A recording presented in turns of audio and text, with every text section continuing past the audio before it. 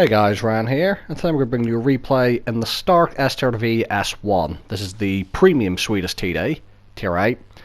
And I just thought it'd be a good idea to bring this replay to you given the fact that we're currently on the Swedish on track. So, yesterday IKV video, today Stark Strv, and then tomorrow will be another IKV 90 video, but with the fully upgraded gun, and let me tell you, that fully upgraded gun is a beast. So, anyway, I'm platooned with Spandix and Athena. Spandix is also in his Strv S1, and I can't quite remember what Athena's in, some sort of medium tank I think. And we've got Prokhorovka, and there's no artillery. So what I'm going to do is, these tanks are made for sniping, it's just what they're good at.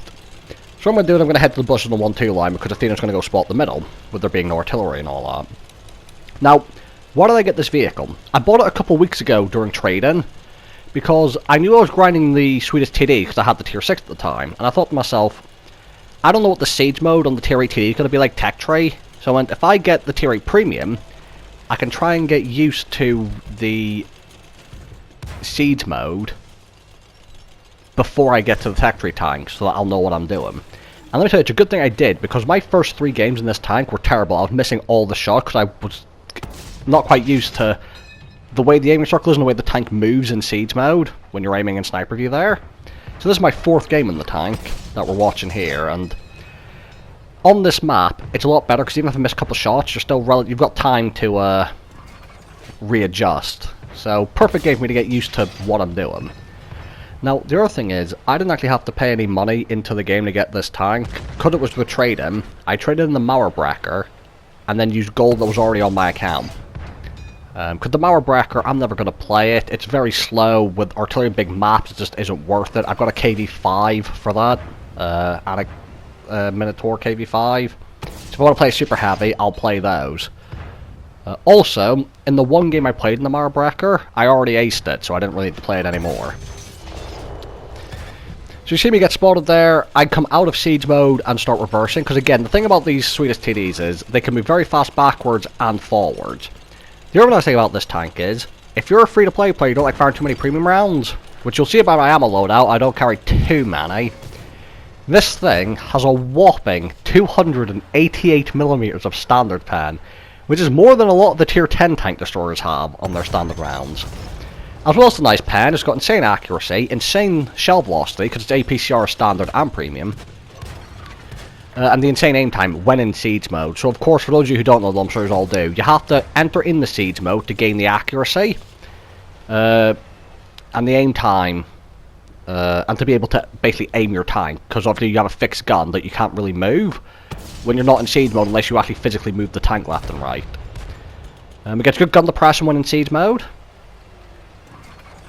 And the armor on this isn't great. It is better than the tech tree tank. I believe this gets 30mm of armor on the front, whereas the tech tree tank gets 20. What that means is, if you're using your gun depression on a ridge line, and the enemy tank has a 90mm gun, so say you're fighting a Patriot, or a Paladin, or an Atomic, like a British medium, or some lower tier mediums, if they have a 90mm gun and lower, you can bounce them, because of the severe angle on the front of the vehicle, but most vehicles, especially higher tier, most heavy tanks, will just go straight through you.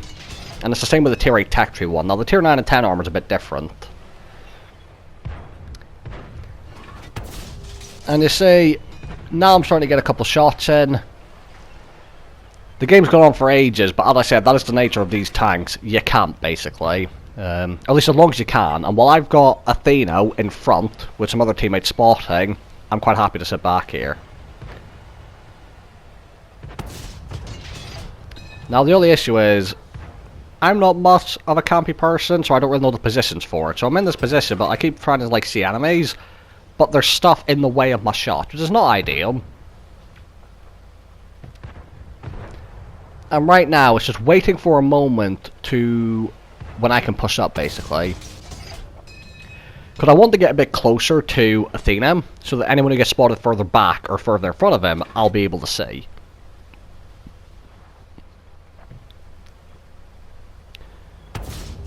Hit the dragon when he pops up.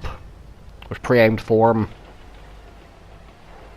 Something else I should have mentioned, you get 390 alpha on this gun. And the Tech Tree Tier 8, Tier 9 and Tier 10 all get 390 alpha. So if you don't like low alpha TDs, then this tank isn't for you. Although don't get me wrong, at tier 8, 390 Alpha isn't bad. Now yes, there's Scorpion G, there's the SU-130PM, the T-103. There's a lot of TDs more alpha than this, but 390 isn't bad. But if you don't like low alpha on your high tier TDs, the sweetest TDs probably aren't for you.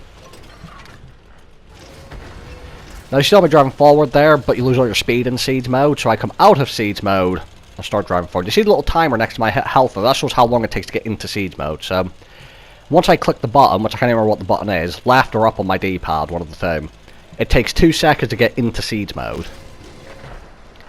And it only takes 1.2 seconds to get out of Siege mode. Now, obviously, the issue is, it doesn't sound like a long time, but with a tank with very little armor, if you get spotted, that 1.2 seconds where you can't move as you're coming out of Siege mode can be the difference between life and death.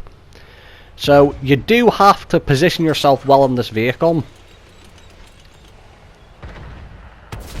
Dragon makes a move, I missed the shot, try to snap it in, my fault. And what's going to happen is I'm going to come out of Siege mode, and looking at the map, I'm going to reverse back.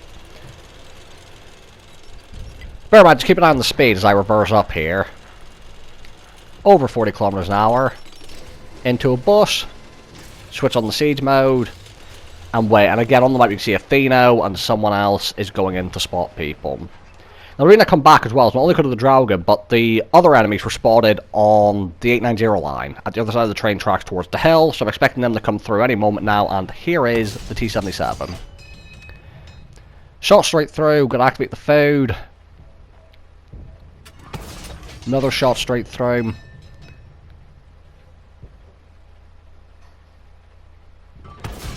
Now you saw I was about to change over to the guy with more health, but I thought for Atheno's sake, I should probably get rid of the T-77 for him. Now I can't quite get a shot at the Draugen. Do have a snapshot of the Atomic when he comes up onto the train tracks. And as I said, out of my first 4 games, it was the only decent one I had. All the other ones were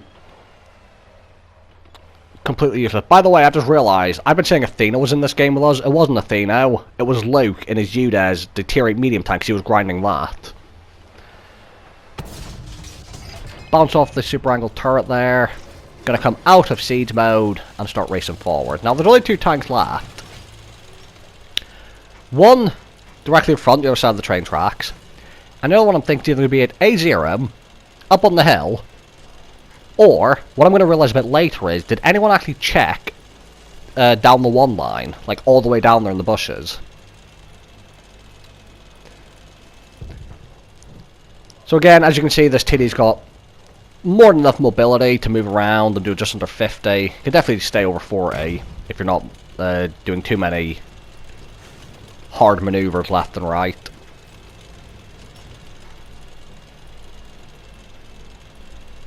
Now I'm going to start driving towards the hill, and then this is where I realise, what if he's over like on the 1 line? So I'm going to take the risk of getting more damage, and I'm going to turn off here in a moment, and here I am. Now something else to bear in mind is, in a few moments I'm going to realise it's a Lance and C. It's a Swedish medium tank with pretty weak armour. The turret has some armour, but like overall it's pretty weak armour. And what's going to happen is, as I'm driving, see I've got the APCR loaded. I've only got 4 shells left of it, because I fired a lot of shots again that missed. And as I'm moving, I realise, with the Lance and C, I might be able to get away with a bit of a HE meme here and try and pen him with the HE. Now the HE on this tank isn't the best. It might have 45mm of pen, I can't quite remember. Not the greatest high explosive, but it's high explosive. With the Lance and C, I'm going to fancy my chances of trying to pen him with that. So you see I start loading the HE. Especially since I've got full health, I'll probably be able to out DPM a Lance and C. Racing in, but as I come racing over here, our teammate's going to spot the Lance and C. Look at where our teammates are right now. The Lance and C's been sat in a bus right by his base this entire time, hidden away. Which is kind of funny. So turning around, I've got the HE cell loaded. Unfortunately, as I get in the siege mode, I can only see his turret, which means I can't pen that with HE. So I'm just going to bounce a shot. But keep an eye on Luke and Spandex on the other side of the train tracks, as they both come over in their sweetest tanks at the same time and come in for the ram on the Lance and C, and I pick up the kill. So a very long game, but